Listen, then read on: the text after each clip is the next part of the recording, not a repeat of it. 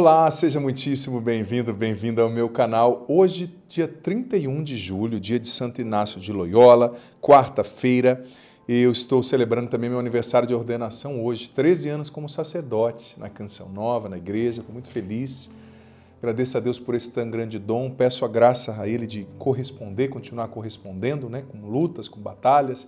Todos nós somos frágeis, né? O sacerdote também é um ser humano, marcado por fragilidades, marcado pelas contradições da sua história, marcado pela sua genética, mas escolhido, consagrado, que precisa das suas orações, tá?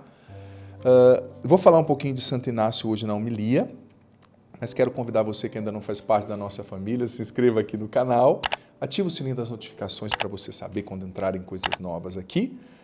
E deixa agora joia, like, curtida nesse vídeo para você me ajudar a evangelizar, tá? E também escreva aqui nos comentários os seus pedidos de oração, as situações das pessoas.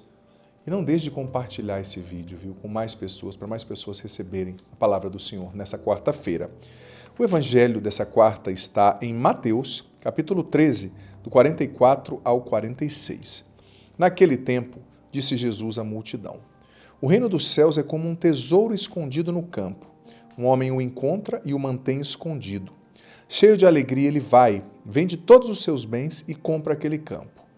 O reino dos céus também é como um comprador que procura pérolas preciosas.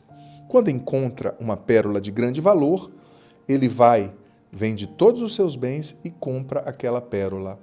Palavra da salvação, glória a vós, Senhor. Nós vemos na vida de Santo Inácio isso aqui, esse evangelho acontecendo, né?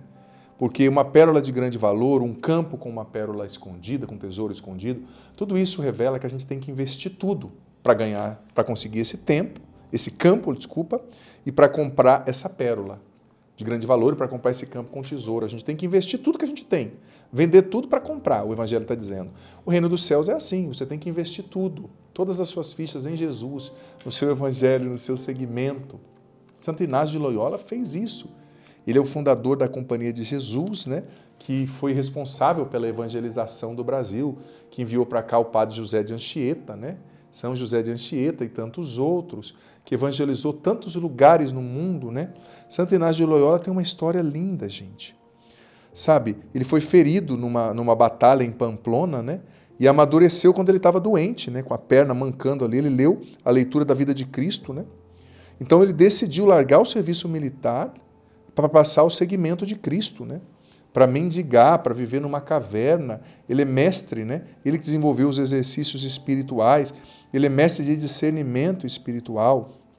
E um homem, sabe, sem medo, que promoveu a catequese e o apostolado missionário, teve entre seus discípulos São Francisco Xavier, que foi evangelizar o Oriente. Os seguidores de Santo Inácio, gente, os membros da Companhia de Jesus, eles consagravam a vida para Deus, a Deus, e iam para os lugares mais inóspitos, para o Brasil, naquela época, que era um lugar inóspito, para outros lugares, para evangelizar e para dar vida, para nunca mais voltar. Sabe, a gente deve muito, muito, muito a Santo Inácio de Loyola e aos jesuítas, né? E ele foi escolhido por Deus, ele passou por um período muito difícil numa caverna, num tempo de retiro, uma espécie de depressão, e ali ele aprendeu a discernir. Né? O discernimento espiritual é muito importante. Ele aprendeu a discernir o que vem de Deus, né? A voz de Deus, como ela fala, como ela se manifesta em mim.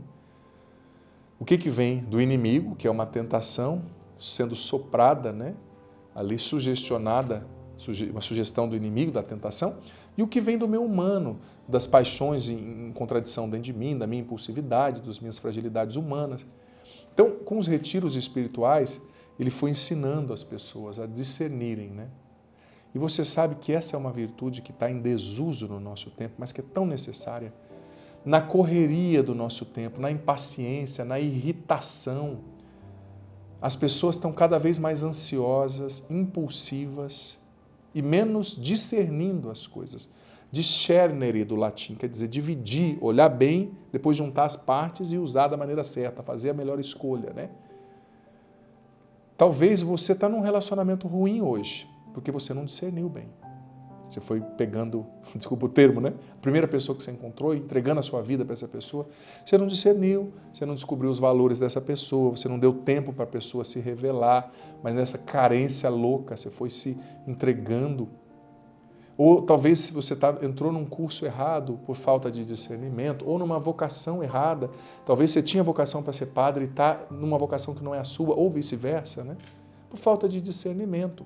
A gente precisa fazer discernimento para tomar decisões. Em primeiro lugar, precisamos rezar, estar em comunhão com Deus, mas aprender a ouvir a voz de Deus dentro de nós. E por que a gente muitas vezes tem dificuldade de ouvir a voz de Deus, filho, filha? Porque nós vivemos sempre muito agitados. Eu tenho falado isso aqui e insisto. Deus só fala quando as nossas emoções e pensamentos confusos se aquietam, se acalmam.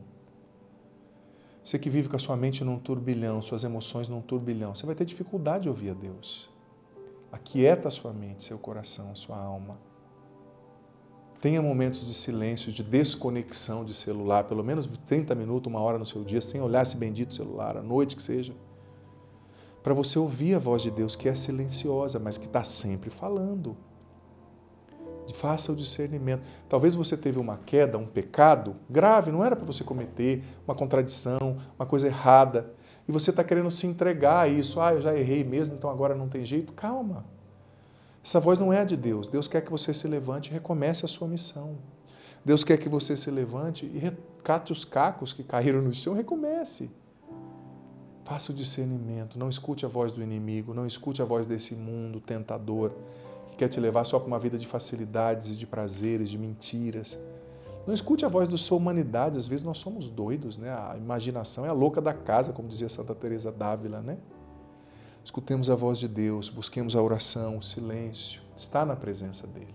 É isso que vai nos dar essa condição, né? O Senhor esteja convosco, Ele está no meio de nós. Desça sobre vós, sobre a água que vós apresentais, a bênção do Deus Todo-Poderoso, Pai, Filho e Espírito Santo. Amém.